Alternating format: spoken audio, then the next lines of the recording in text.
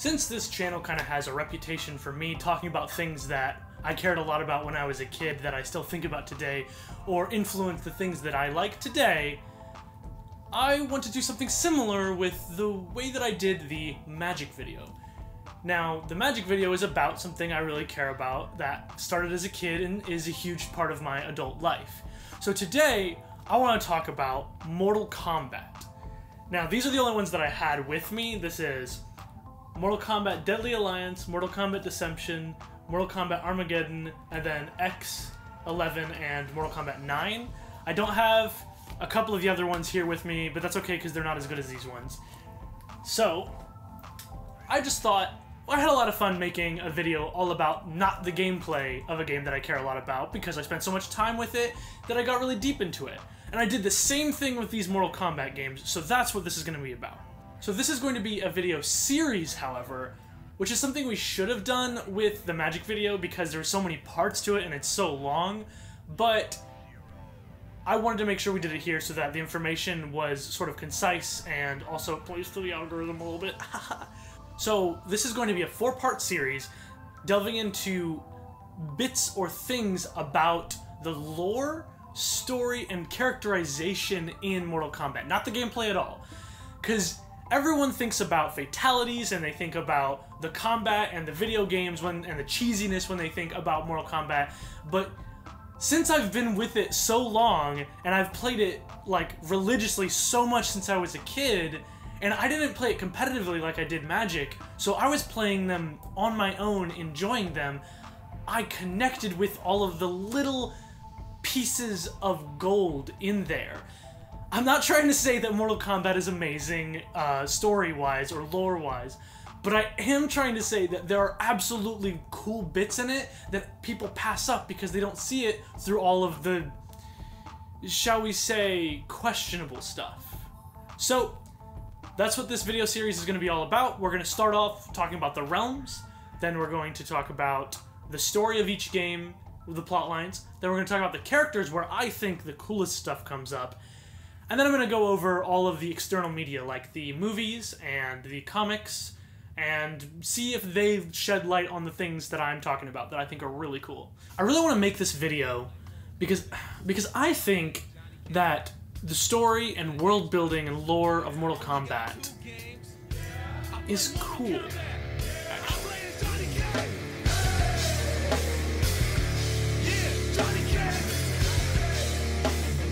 Hey, scratch that. So you play.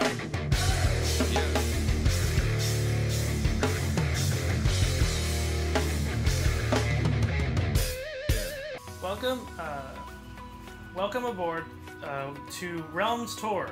I will be your guide through the multiverse of Mortal Kombat. On this tour, you will see all kinds of wonders and wonderful sights. From waterfalls, lava falls, to coffins and the ground floating as well. As you can expect to meet a lot of different people throughout these realms. Along the way, we will see people who fish, as well as people who speak backwards, and also people who speak forwards. We will meet people with no face, as well as, if we are very lucky, we will also meet the Emperor of our world. But beware, be careful, you might get executed. Haha, I'm contractually obligated to tell you that that is not a joke. So enjoy your trip with us through the realms. Notice, Edenia is currently closed for the season due to constant invasion from Outworld. Sorry for the inconvenience. Have a good trip. First, before we get into the realms in this video, I want to lay some groundwork on how these realms came to be and why a lot of the characters act the way they do. It's gonna get a little cheesy, but bear with me, it is kind of important. So, first, before everything else in the MK universe existed, there was the one being. Yes, I know, well, it's cheesy. That one being created the Titans. The Titans are characters like Cetrion. Oh, nope. Cetrion is not a Titan. I made a mistake. She is a elder god. Yep. Just gotta make a correction there. And Kronika, both of which show up in MK11. Those two, beings like them, the Titans, created the Elder Gods, who are characters like Raiden and Fujin and Argus if you've played the 3D era Mortal Kombat. Well, the Elder Gods were scared of the One Being for all of its power. They were worried that at any moment the One Being could choose to wipe them out of existence. So, they devised a plan to break apart its body. The Elder Gods split the One Being into millions and millions of pieces, and all of these little pieces of the One Being created the realms throughout the multiverse of Mortal Kombat. This includes Earthrealm, which is our realm, and Edenia, and Outworld, and Netherrealm, and the Heavens. It created all of these realms, which there are tons and tons and tons of, and we're going to get into them today. However, 6 of those realms got what is called a Kamidogu, which is a more concentrated piece of the soul of the One Being. And these realms that got these pieces of Kamidogu, we'll go into later, are the realms that got essentially superpowers. We'll get into that later. First things first though, throughout playing a lot of these stories, you may have noticed that the Elder Gods sometimes seem absent when there's a crisis going on and they don't help out. And there's a reason for that. The reason is that the Elder Gods are terrified that if they interfere too much in these realms, it'll awaken the One Being and combine them all back together, and then the One Being will probably kill them. In the game Mortal Kombat Deception, the realms that have Kamidogu are explorable, so I'm going to be using kind of the depictions of them in that game, and some of the ones from the other games, but mostly that one, to describe what it's like in these realms and how the people are and what the governing structures are like when I go over them. And we're going to start with Earthrealm, which is essentially just Earth, but in Mortal Kombat. It's one of the 6 realms that received a Kamidogu, which has had an effect on the world, making it different than ours. However, most of history is essentially the same as our world. A lot of the major differences between Earthrealm and real-world Earth have to do with the ways it's been influenced by the other realms, particularly Outworld. Outworld's attempts to conquer Earth led to the creation of the Mortal Kombat tournament. Like I said before, the Elder Gods don't really want to interfere with the realms, but when Outworld is going around conquering other realms and combining them with theirs, well, the Elder Gods have to do something, otherwise the One Being is one step closer to being combined and coming back again. So, the Elder Gods invented the Mortal Kombat tournaments to make prospective conquering realms have to go through a bunch of hoops before they're actually able to do that. Shao Kahn has been trying to conquer Earthrealm for thousands and thousands of years. Earthrealm just can't catch a break. In fact, millions of years ago, there was another race of mortals on Earthrealm called the Saurians, before humans. And Shinnok waged war with Raiden on Earth, almost wiping this race out. So these people, the Saurians, had to flee to another realm called Zatera, where they became known as Zaterans from then on. Earthrealm is also known for being the most technologically advanced realm. No other realm seems to have access to things like guns or computers. However, Earthrealmers do have the shortest lifespan out of any other people from other realms. Earthrealm has also had a long history of different groups trying to defend it from the other realms, whether it be the White Lotus Society, the Special Forces, the Reformed Lin Kuei, or just Raiden himself. Much of this history of Earthrealm involves someone trying to attack them, and then a bunch of people getting together to stave off whatever coming doom is happening. And you'll see that throughout the story of Mortal Kombat in the next video. Fun fact, technically, Earthrealm is a one-to-one replica of Earth, except for all the little bits that take place in the Mortal Kombat games. This includes places like Shang Tsung's Island, and the small little village in the Earthrealm part of Mortal Kombat Deception. And while things like the Lin Kuei and the Shaolin monks, their magic isn't based on the real world, a lot of their inspiration does come from real world things. However, their magic actually doesn't have a concrete explanation in the game itself. My best guess would be the fact that there's a Kamidogu on this realm gives random people superpowers. Earthrealm, for the purposes of Mortal Kombat's story, serves as a familiarity point for the player. Most of the protagonists originate from Earthrealm, so they are our grounding and comparison point throughout the story of the games. They are the yardstick with which we will measure the differences that make the other realms more interesting. Characters from Earthrealm are meant to be more relatable on some level, with goals and aspirations that the audience can understand. And this is exactly the context we need as players in order for the rest of these realms to have any weight in the greater story. Outworld. Outworld, like Earthrealm, also got a Kamidogu. However, Outworld is much bigger. Outworld is a place of violence and power. It is a mishmash of other realms conquered by whoever its leaders were. Speaking of them, Outworld was originally ruled by Onaga the Dragon King until he was usurped by Shao Kahn, the one most people know about. The whole realm is just littered with deserts, mountains, wastelands, killer forests, acid pools, you name it. The haphazard way in which both Shao Kahn and Onaga kind of just threw these realms together probably has a lot to do with why the whole landscape is toxic and completely unviable. All of these poisoned lands may have at one point been beautiful when they were separate realms, but now they're completely uninhabitable. Outworld is also home to a variety of races. This includes some human-like beings who are essentially humans, but they just like live longer and maybe have more of an affinity with magic, all the way to the Shokan, who are Goro. You know, the four-armed monster beast things are really spooky. Sometimes they're kind of like cats with Kintaro. There's also the Centaurians, who are, bet you can't guess it. There's also like demon-type characters with bat wings. There's also my favorite, which would be Farah and Tor from MKX, which are, you know what? I'll get back to that later. There are so many different types of people in Outworld, and just like the landscape, this all has to do with the thousands and thousands of years of conquering done by both Onaga and Shao Kahn.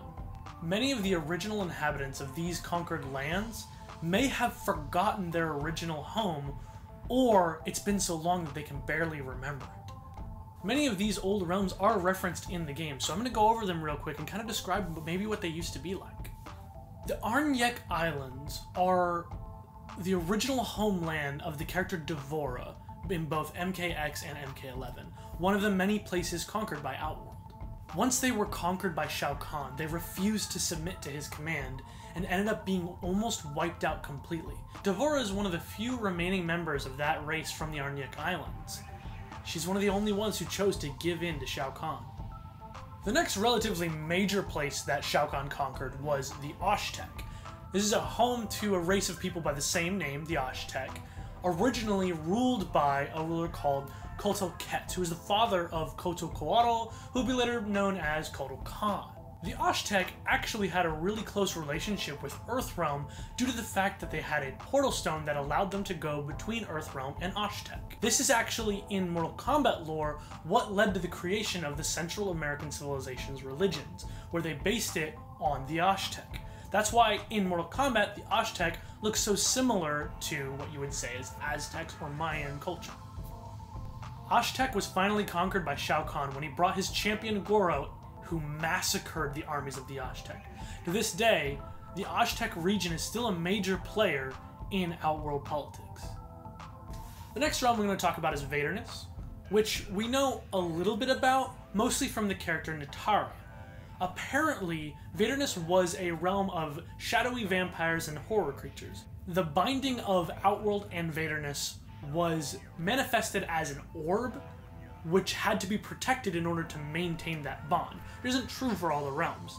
So depending on the timeline you're looking at, Vaderness either was able to separate from Outworld and became its own realm again, or the orb was lost and they remained a part of Outworld until most of its residents forgot that they were Vadernessians? Veterinarians? Anyway, next realm. Zatera, which I mentioned earlier when talking about Earthrealm. Zatera is the place that the original mortals of Earth fled to, the Saurians, whenever Shinnok was having his big boy battle with Raiden. Well, Zatera is the home of both Reptile and Chameleon, and was originally ruled by a matriarch that kept their power growing. A lot of their intelligence derived from their relationship to that matriarch.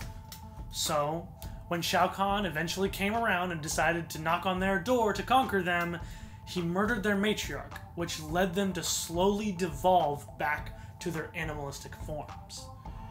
Poor Zaterans can't really catch a break, huh? Outworld as a narrative tool, up until Mortal Kombat X, is entirely used as an antagonizing force. Most characters originating from the realm stand in opposition to Earthrealm, which is our protagonist realm. And it is here, in the diverse lands of Outworld, where the greatest enemies of Earthrealm hail. But also, this is where the most interesting sub-characters arise. As we will see later on, when the role of antagonist is more fleshed out for Outworld, the idea that this realm is just bad guys becomes a lot more blurry, and the characterization of Outworld and its inhabitants strengthens in complexity and nuance, if you can believe that. There is one more major realm that was conquered by Outworld, but it's so big that it's going to get its own section, and that place is Edenia. This is the realm that Shao Kahn conquered that has the most impact on our story. Edenia is home to many of the major characters in the story. This includes Kitana, Sindel, Rain, Jade, Tanya. These are all huge characters depending on which game you're talking about that influence the story a lot. As the name suggests, Edenia closely resembled the Garden of Eden. As you can see when you play in Mortal Kombat Dissection, it's a place of beautiful mountain ranges, fountains, lush gardens, and kind of floating land. Edenia was also a feudal monarchy ruled by Queen Sindel and her daughter Kitana. The earliest known ruler of Edenia was King Jerrod, who is the husband of Queen Sindel. 10,000 years before the events of the first Mortal Kombat game, Shao Kahn came and tried to conquer Edenia. However, at first he was pushed back by the defenders of Edenia. Much like Earthrealm, Edenia has an elder god that protects it. His name was Argus. He had two sons, Taven and Dagon. Both of them helped push back Shao Kahn the first time he came to try and conquer it. However, there is this strange discrepancy because later on, Edenia still absolutely gets his shit rocked by Shao Kahn. So, my guess, and this has to do with the events of a game that I'll talk about in a later video, my guess is that Argus put his sons Dagon and Taven to sleep to prepare them for the future, and when he did that, Shao Kahn was like, ah heck, that's when I need to go in and conquer. And so then we ended up with Edenia getting conquered anyway, and King Jerrod getting murdered anyway, and Sindel getting taken as Shao Kahn's wife, and then she commits suicide, which leads to the events of one of the later games. We'll get to that later. Edenians are a lot like Earthrealm humans, except for they live a lot longer and are super good at magic. However, they're not very good at having kids. Fun fact, because Edenians are so good at magic, their technology lags behind a lot, and this inability to advance scientifically led them to be incredibly reliant on their magic, which may have had a lot to do with how Outworld was able to conquer them so easily, since when Outworld goes to conquer a realm, the magic of that realm is instantly weakened. Later on in the games, Sindel is resurrected, and Shao Kahn uses her as a pawn, but then her mind control is broken by Kitana, and then her and Kitana free Edenia from Outworld, and so then it becomes separate. It makes sense if you don't think about it. At first, Edenia was barely even a place in the Mortal Kombat lore. It was just one of the many realms conquered by Shao Kahn. But as the characters from this place became more prominent in the story, the framing of this realm became a sort of comparison to Earthrealm. While it's true that Shao Kahn has conquered innumerable realms before, the introduction of the Kamidogu to these realms shows that when it comes to Earthrealm and Edenia, conquering them meant something else entirely. The process of Mortal Kombat tournaments was integral to the fall of Edenia, and served as the template with which Shao Kahn would attempt to conquer Earthrealm. We as an audience are to see Edenia as a realm that made mistakes and grew weak, something that we hope Earthrealm can prevent from happening. Order Realm. Also known as Sado, this is the realm of structure, laws, and order. It seems to be a highly advanced civilization, maybe not as much as Earthrealm, but still pretty advanced for what they've accomplished. The entire realm seems small though, as it is just a highland with roads and trees orderly divided into 4 sections. Sado, or Order Realm, is also one of the realms that received a Kamidogu. However, it seems to be the smallest and least powerful of the ones to receive Kamidogu. As I said, Sado is divided into 4 sections, and these are color coordinated for some reason, with Red Town, Blue Town, Green Town, and Gold Town. The rules in Sado are very strict. So strict, in fact, that a mere curfew could land you 5 years in prison. I'm unsure about the actual governing structures of Order Realm or Sado, but a senate is mentioned, and I assume they're the ones who make the rules. Satan guards often say that freedom is disallowed because freedom can lead to anarchy, anarchy can lead to disorder, and disorder is chaos, which they super hate. The word Sado comes from a Japanese word, Sado, which means structure or a system of order. Though many Satans feel safe in this realm, the fact that the laws are so strict, they feel also prevents them from being able to live their lives. But there's not much they can do when the leader of the Imperial Guard, Hotaru, has such an authoritarian iron fist rule when it comes to enforcing these rules. Fun fact, despite being the realm of order, Sado is in fact incredibly prone to rebellions. So much so, in fact, that the Satan guards have a specific protocol for every time that a rebellion happens. And the prisons in Sado are filled to the brim with previous rebellions. In MK Deception, when you play as Chujinko and go to Order Realm, Darius tries to start another one of these rebellions. However, it doesn't get very far. Order Realm really only appears in Mortal Kombat Deception's story, but it and Chaos Realm serve to facilitate characters and societies which subvert assumption. While the realm purports peace and order, it is incredibly unstable when compared to its counterpart. And while I never claimed Mortal Kombat was deep, I do think the juxtaposition of the two realms leads to some interesting characters and stories. Chaos Realm. Chaos Realm is the polar opposite of Order Realm. It's the home of Havoc, and it also got a Kamidogu. The land is sort of a bunch of floating islands with completely different themes going on, connected together by energy and sort of a maelstrom of crazy things going on. There is no governing structure on Chaos Realm, and many of its inhabitants see chaos as a sort of religion to live by. In this, the Chaos Realmers reflect on the nature of their realm and hold freedom and ability to change in highest esteem. Chaos Realm is home to all sorts of insane things, including a place called the Pool of Aging, where people who step into it slowly start to feel themselves grow older, even if they're only in it for a little bit. Because chaos is practiced as a sort of religion there, you'll find many temples throughout the realm. However, there's not much sense to be made from what these temples hold besides the concepts of change and freedom.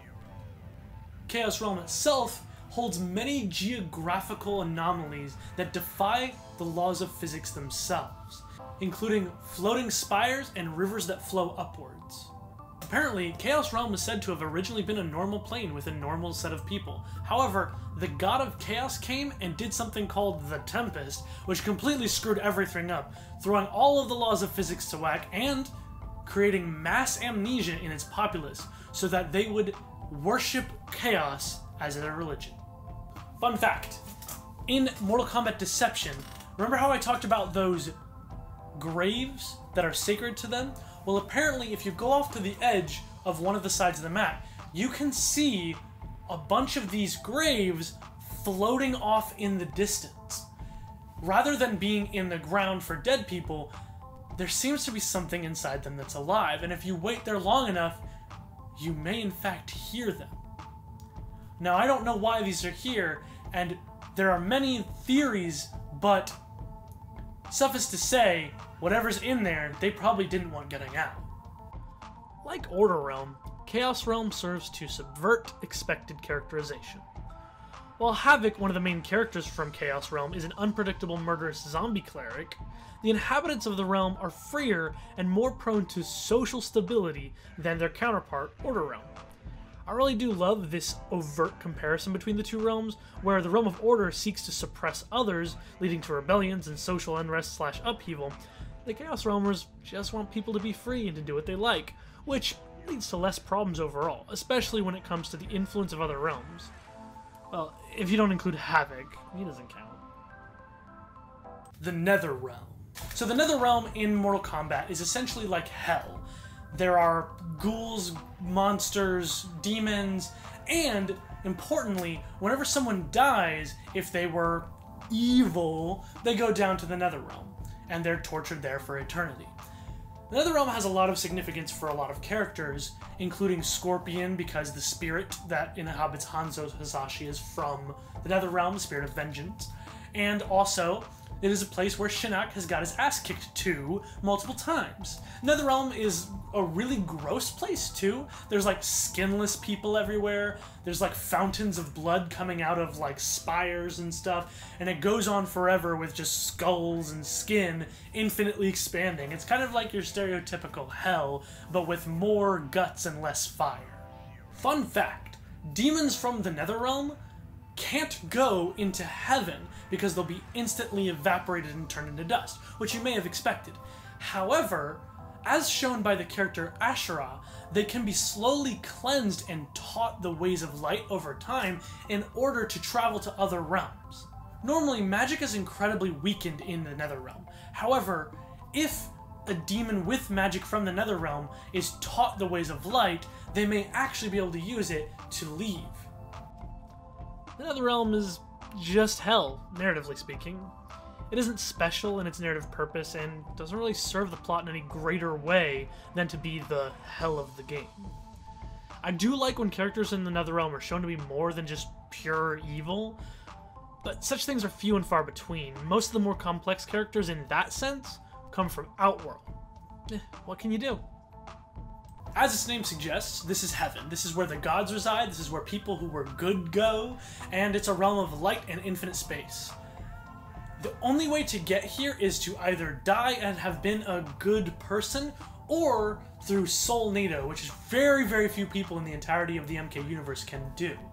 Additionally, like we said before, bad people are instantly vaporized upon reaching here, which does happen to Scorpion in his Deadly Alliance ending. Fun fact, the path to heaven from other realms is a physical path. Whenever you die, you go down that path, and this path can also be blocked. This happens in the story of Mortal Kombat 3 when Shao Kahn tries to invade Earthrealm. The influence Outworld is pressing onto Earthrealm blocks this path to heaven, which causes people like Johnny Cage, who died, to be resurrected since they can't reach heaven from Earth. Much like Netherrealm, the heavens is just, well, heaven? Its narrative significance is pretty non-existent. It just serves as an afterlife and a place for the gods to be from. All of the interesting narrative elements from the heavens are actually complete conjecture. But it does beg the question, if people who die from other realms can go to the heavens or the Netherrealm, who decides which place they go? The gods? We know they're fickle and unpredictable and selfish, so if that's true, then does that mean the decision of who goes where after death is completely arbitrary? It really makes you think. Other realms. So in the Mortal Kombat universe, there are a bunch of random other realms that kind of appear that don't really mean much or are only referenced once, but I just thought I'd mention them real quick because I kind of think it's interesting. One of them, I mean, it's silly, it's the Dream Realm, which is where Freddy Krueger comes from. However, you'd think that'd be a joke just because Freddy Krueger appears as a guest character in one of the games, so it's just a joke, except some of the other content references the Dream Realm as a place that characters can come from. There's an animated TV show of Mortal Kombat that references 3 realms, Hinpar, Ilkhan, and Za? And I do not believe that these realms are canon. However, I find it interesting that that property was using the concept of multiple realms for characters to be from kind of more than some of the other properties do, which makes me think that we have a lot that we could explore in future games if the story team was interested in doing something like that rather than just kind of rehashing big bad guy stories. Sorry, I just get sad. Anyway, next one is the Nightmare Realm. Now, you may think that this is similar to the Dream Realm. You'd be like, wait, why would the Nightmare Realm not be where Freddy Krueger's from? Well, actually, what it is in the comics, there's a character named Henge who says he's from the Nightmare Realm, and it's literally never mentioned anywhere else. So this is also probably not canon, but it could be used as canon, or in the future they may retcon it to just mean the Nightmare Realm is the same place as the Dream Realm. The last one's just a joke one. It's called Relin Okanep, and it's some person's name backwards who is a developer, and it's the realm where Galaga takes place, right? Galaga, yeah. Because you can play Galaga as an Easter egg in Mortal Kombat 3, Ultimate Mortal Kombat 3, and Trilogy, so they gave it a realm name. I just thought you should know that, that's all. So, that was the realms of Mortal Kombat, to kind of give you a base level to understand going forward when I talk about the plot and story and characters in the following videos. This one's probably shorter than some of the other ones, and that character one's going to definitely be the longest one. But I hope you enjoyed it and thought it was kind of interesting, because this is sort of your introduction into the world building and lore of Mortal Kombat, because I think it's really cool and more people should be interested in it. I'll do all the digging through the crap to find the gold for you, so just watch these videos, because there absolutely is some gold. Someone on the Mortal Kombat writing team knows what they're doing, is creating cool stuff, and is being held back by someone. Someone, who knows who could be. Please like the video and subscribe, ring the bell to summon invaders into your world, and comment below. All of that stuff really actually helps us a lot, because the algorithm's weird and we have to submit to its godly powers. Also, please watch some of our other videos if you're interested in this kind of content. This is the way I like to go into videos. Also, we stream usually on Thursdays and Tuesdays. I said it in the opposite order, but sometimes there'll be extra streams in there. We're kind of testing out the waters to see what we can fit in where. Just check us out, talk to us. We just love to have people around talking because it's fun to do. Right now I've been playing Mortal Kombat Deception. It's a weird game, but it's really fun, so check us out. Follow us on Twitter, or the names of our Twitters will be right here on the screen. Check out our second channel. We make little highlight videos of our streams where we make jokes about them, put little memes in there, but it's mostly if you missed the streams and you don't want to watch the super long VODs. There's some good ones. It's on our second channel, which is It's Not Bad instead of It's Not Good. And we should have a Facebook page up and running soon. It'll be It's Not Good as well on there, and go check that out as well. And whenever everyone says they want it, we'll make a Discord, and we can all chill in a Discord too and talk about them. And you guys can give us pointers on what you think we should make videos about. And until then, I'll see you guys later. Thanks for watching all about this silly Mortal Kombat stuff.